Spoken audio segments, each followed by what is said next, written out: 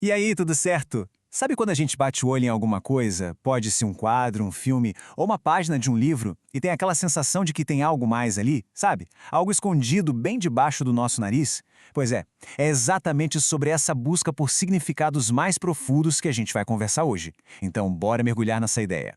Para começar, dá uma olhada nessa imagem. Ela é de um livro super famoso, O Pequeno Príncipe. À primeira vista, o que parece ser? Olha, a maioria das pessoas vai dizer que é um chapéu. Parece simples, né? Mas a história aqui é que as coisas nem sempre são o que parecem. E essa foi a reação das pessoas grandes lá na história quando o narrador, que na época era criança, mostrou o desenho dele. Elas só viram um objeto do dia a dia totalmente inofensivo. E essa pergunta, por que um chapéu daria medo, já entrega pra gente que a percepção deles era completamente diferente. O que a criança via era outra coisa totalmente. E aqui vem a revelação. O narrador explica que o desenho dele, na verdade, não era um chapéu, era uma jiboia digerindo um elefante. Isso mostra, de um jeito genial, o nosso ponto principal. Sem o contexto, sem entender a intenção por trás, a gente só vê a casca, a superfície. Uma imagem só pode ter dois significados completamente diferentes. Esse exemplo do chapéu é o gancho perfeito para a gente entrar de vez no nosso assunto. Vamos sair um pouco dos desenhos e pular para o mundo das palavras, porque o princípio é exatamente o mesmo na literatura. O lance todo é aprender a enxergar o elefante dentro da jiboia.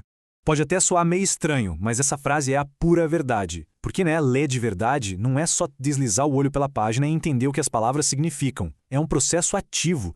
É quase uma investigação. É se conectar com o texto de um jeito muito mais profundo. Então, o que é, afinal, a tal da interpretação literária? Pensa que é como ser um detetive do texto. A gente vai caçando as pistas, uma palavra esquisita, um símbolo que fica se repetindo. A gente para e pensa no contexto. Quem escreveu isso? Em que época? Isso é chave para entender o que estava acontecendo ao redor da obra. E o mais importante, a gente conecta todos esses pontos para revelar a história que está escondida ali nas entrelinhas. Agora, para a gente sair da teoria e ir para a prática, vamos analisar um caso fascinante. O conto 1º de Maio, de um dos maiores nomes da nossa literatura, Mário de Andrade. É uma daquelas histórias que, por cima, parece simples, mas, olha, tá cheia de camadas para a gente descobrir.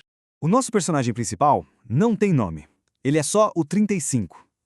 Ele é um carregador lá na Estação da Luz, em São Paulo, e tá todo animado para comemorar o dia dele, o feriado dos trabalhadores. A cabeça dele tá cheia de uma ideia toda idealizada, bem romântica do que essa comemoração significa.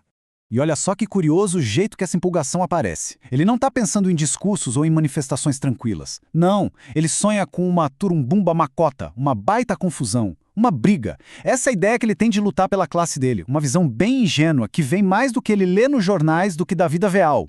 Certo. Agora que a gente já entendeu a base da história, vamos pegar a nossa lupa de detetive. Vamos começar a fazer aquelas perguntas que um leitor atento faria para sacar o que o Mário de Andrade estava querendo construir com essa história.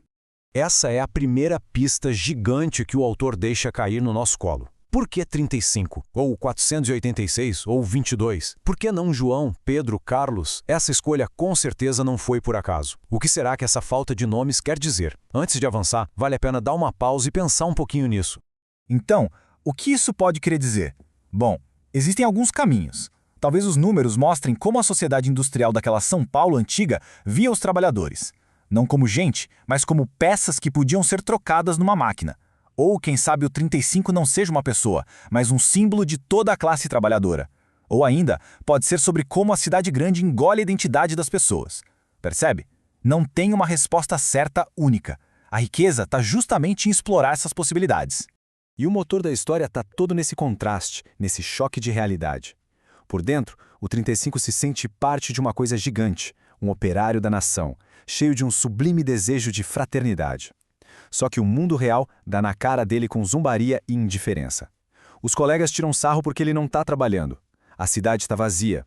O grande evento do dia é todo controlado, sem vida.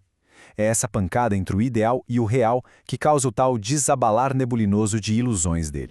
Vamos pegar outra ferramenta da nossa caixa, a ironia. E olha, essa é uma das ferramentas mais poderosas do Mário de Andrade nesse conto. É a ironia que dá aquele tom agridoce, quase trágico para a história. Mas onde que a gente vê isso de forma bem clara? A roupa dele é um exemplo simplesmente perfeito. Ele se veste todo chique, com a sua roupa de luxo, mas o narrador faz questão de descrever um nó errado na gravata verde e uns admiráveis sapatos de pelica amarela. Sem nem perceber, ele está vestido com as cores do Brasil, a nação que ele queria tanto honrar. Só que a aparência dele está toda desajeitada. A ironia está aí, nesse buraco enorme entre o sonho patriótico dele e a realidade atrapalhada e humilde que ele vive. Ok, a gente destrinchou um conto, achou símbolos, sacou a ironia, mas e daí? Para que isso importa fora da aula de literatura? A verdade é que essa habilidade vai muito, mas muito além da página de um livro. Porque essa capacidade de ler nas entrelinhas, de questionar o que está na superfície, de entender o contexto, isso é pensamento crítico na sua forma mais pura. A gente usa isso para analisar uma notícia, para entender um discurso de um político, para interpretar uma obra de arte, ou sei lá, até para sacar melhor as intenções das pessoas no nosso dia a dia. Então, para a gente resumir a ideia, o processo é mais ou menos esse. Seja num livro, seja na vida, o caminho é começar procurando por detalhes que chamam a atenção. Depois, se perguntar sobre o contexto por trás daquilo. Desafiar a primeira impressão, sabe? Questionar o que parece óbvio. É seguindo esses passos que a gente descobre a história muito mais rica e complexa que está por baixo de tudo. E para fechar, a gente volta lá para o começo, para o nosso chapéu. O mundo está cheio de coisas que parecem ser só chapéus. Ideias, situações, até pessoas que a gente aceita de primeira sem pensar muito. A provocação que fica é: se a gente parar para olhar com mais calma, com mais atenção, quantos elefantes dentro de jiboias a gente não vai acabar descobrindo por aí? A interpretação, no fim das contas, dá as ferramentas para a gente, pelo menos, tentar enxergar.